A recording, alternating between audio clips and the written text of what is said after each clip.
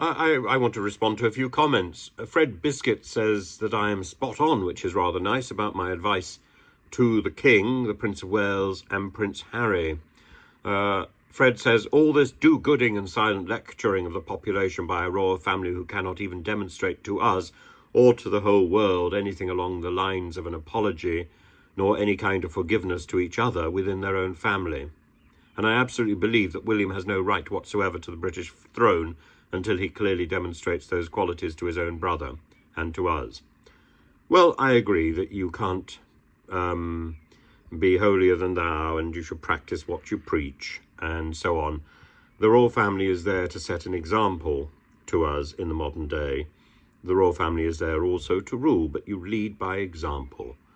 And I think the King comes across as a person with a very centred moral conscience, but I'm afraid he is filtered to us through a series of courtiers and advisors who may not necessarily have the best interests of, or may not necessarily be projecting the qualities that I'm sure the King himself does support. And I think the likes of Simon Case are not something to be promoted.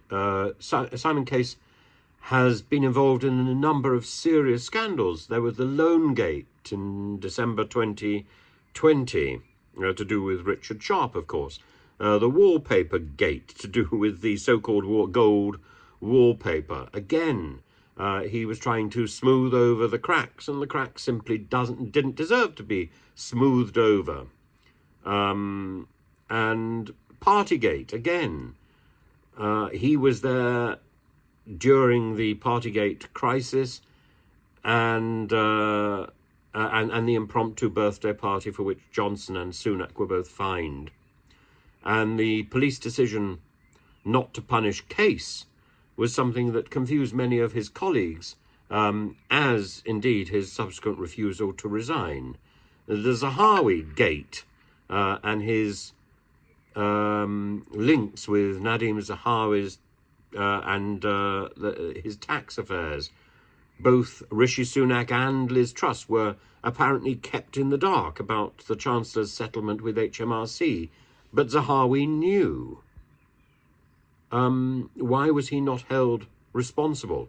The Scholargate, perhaps the most extraordinary of the 5 rows. The Prime Minister Liz Truss and her Chancellor Kwasi Kwarteng, the person that she would always refer to as the man who was putting forward a prodigious package, the man with the prodigious package. His package was very important, but the first thing that Kwasi Kwarteng did was to dismiss Tom Scholar, the person who was the permanent secretary of the Treasury. He was highly respected, and his dismissal prompted outrage. He wasn't part of Kwasi Kwarteng's package. He didn't revere the package. And Case was seriously excoriated because of his apparent acquiescence in Tom Scholar's sacking.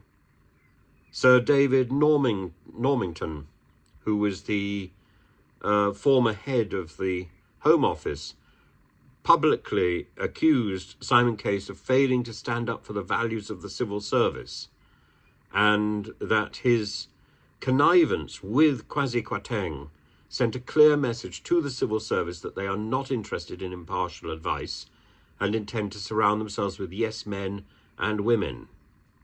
Well, there you have it. That is not the job of an advisor. And before coming to number 10, Simon Case was the advisor to Prince William in Kensington. And, you know, what he seems to leave in his wake is chaos. Now, that may not be his responsibility. He may not be responsible for creating that chaos, but he certainly doesn't seem to have fixed the chaos. And these scandals 1, 2, 3, 4, 5 cling to him, and I don't see him taking action, taking responsibility for these various scandals. Now, he may be a person above blame, but his job is to solve problems. His job is not to be the person about whom we are asking questions. His job is to be quietly getting on in the background, smoothing problems out, and sorting out the public image of, in his previous job, the Prince of Wales and the royal family; in this job, the Prime Minister. And it's not a job I think he's done correctly. And the newspaper reports are all about him. I think we need answers, and I think we need to know, why is this, here is a common denominator, and why is he not doing his job properly? Why is it about him and not about the people that he is serving? The master has overtaken the servant. Do you remember that wonderful film with James Fox? That of course is Lawrence Fox's father, and Dirk Bogarde, and how the two switched places. A brilliant film, and a worrying film, because in so many ways Rishi Sunak has become the mouthpiece for other people's ideas, other people's passions. And if you compare what Rishi Sunak said when he was Chancellor with what he says now, particularly with stories with issues like Rwanda, where he condemned Rwanda as a silly program when he was Chancellor, and now he thinks, now he's established his career. He's betting his career and his reputation on the Rwanda policy. Madness. But this is partly because in the present day, the people in charge are puppeteered by Whitehall mandarins, by Simon Case, or people like Simon Case,